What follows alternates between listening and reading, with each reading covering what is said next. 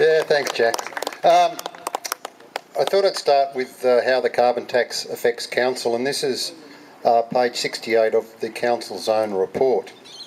And it says the anticipated effects of carbon tax are utilities, fuel and energy costs will increase by 1.9 million. Waste management, 4.4 million. That's the one we know about. Concrete and bitumen, 1.1 million. Other indirect costs, suppliers to suppliers, 4 million. Now I've added that up and it's $11.4 million. That's the anticipated effect of the carbon tax on Wyong Council. Gosford to be somewhat similar, and there is no compensation for councils. So that means the ratepayers are picking up all of that $11.4 million.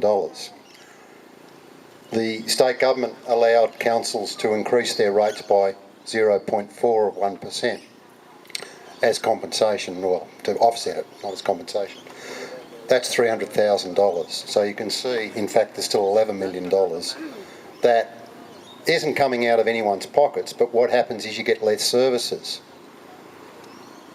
The council doesn't put up its money, its rates, it's capped on that. So effectively, this coming year, there'll be $11 million less services supplied to the ratepayers for the same rates than they would have got without the carbon tax.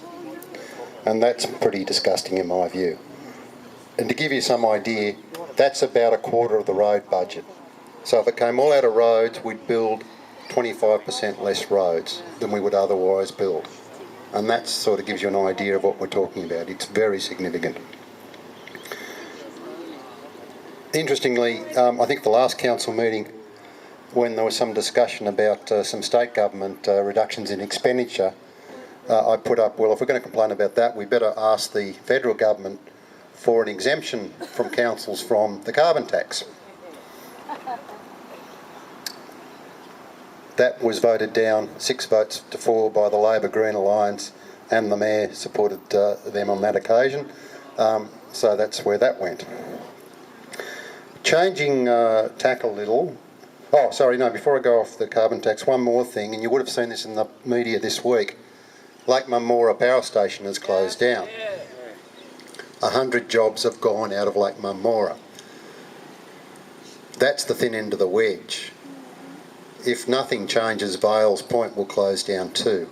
Then we're talking about 300 to 400 direct jobs, indirectly a couple of thousand jobs.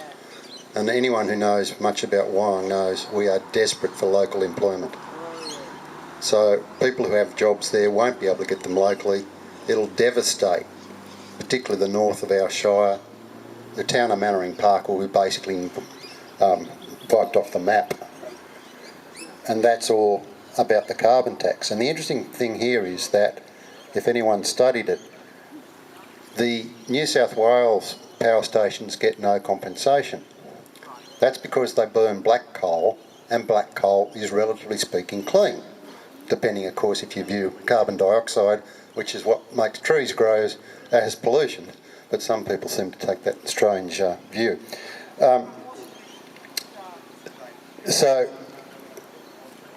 in Victoria, they burn brown coal, and brown coal does give off a lot more emissions. It's also much cheaper. All of the compensation for electricity generation has gone to Victoria, to the dirtiest, cheapest power stations. That's why the ones up here are closing down. Doesn't that make great sense? Never has, never will. No. And that comes from Delta, by the way. You can talk to Delta about those issues. So moving on to the other issue of sea level rise, and obviously these issues are actually all related, because the carbon tax theoretically is going to do something about so-called global warming, and so-called global warming gives you so-called sea level rise, even though there is no basis whatsoever for statistically any increase in the rate of sea level rise. And in fact, over the last 3 years or so, it's pretty much stopped. In fact, in some areas, the sea level has actually gone down a little. And over the long term, there has been no change whatsoever. The long-term average is about 2 millimetres a year, which means over 100 years, it's in the region of 200 millimetres. and they're asking everyone to plan for a metre, 5 times the difference. Oh, How it has affected and is affecting people here in Wyong is, as Greg said, currently there are 2 applications before council that the staff want to refuse and would have refused if we hadn't called them up to the council for determination. They're 2 properties that are on the river here. They probably might get flooded in an extreme event. But they're existing houses that were legally constructed that have been there for, in one case, 70 years, and the other case about 30 years. Both of them want to put on minor extensions. In one case, a single garage with a room over the top of that on an existing 2-storey house. In the other case, a 20 square metre, 1-room extension to a ordinary 2-bedroom cottage, 20 square metres. The staff, if they weren't called up, would have refused these applications, simply on the basis that they're affected by flooding. The flooding effects now are much worse.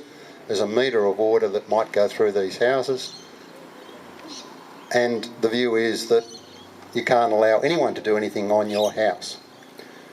Now let's stop for a moment and think about that, because that means every property that is in with this one affected by the increase in the flood level, which they're trying to push through of a metre, the 10,000 properties, not only will you get the problem of having this sort of recorded on your property title, when you try and do anything, you'll either won't be allowed to do it, or you'll have to have great extra expense in doing it.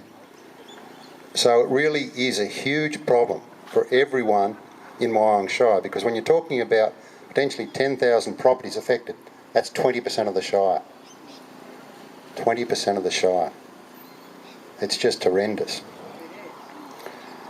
So you people need to talk to everyone else who isn't here and get that message through to them, that this is really important stuff for everyone, and there is no basis for it.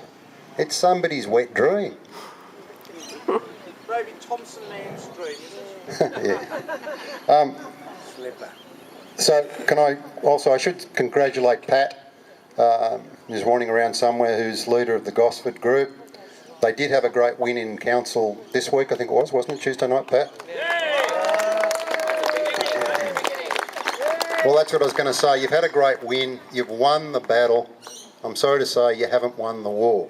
Yet. That's right. No, I agree with that. Because you've still got, even without the notation on the certificate, you've got these planning issues. And the planners at both councils still take into account this theoretical bullshit sea level rise, even when it's taken off the certificate of title. So that fight is ongoing. And finally, I've been asked to mention that... What win did they have? Oh, okay. So what happened probably 18 months or so ago, Gosford Council said they were going to put a notation on the property documents for every piece of property that was within this 1 metre sea level rise. And how many properties were there, Pat? 9,000. 9,000 got a notation on what's called their 149 certificate. When you're going to sell your property, you must get a 149 certificate, and that becomes part of your contract. So it's effectively putting a notation on your title. That went on last Tuesday night. Gosford Council voted 4 votes to 2, total of 6 there, which that's a legal vote though, to take that notation back off the 149 certificates. Yeah, so Pat will explain all that later. And he's asked me to mention that there'll be another one of these days in Lake Macquarie. Lake Macquarie have yet to see the light, but we're hopeful that they will. And that'll be probably about the last weekend or thereabouts in August. So keep your eyes and ears out for that one, and I'm sure the database will be activated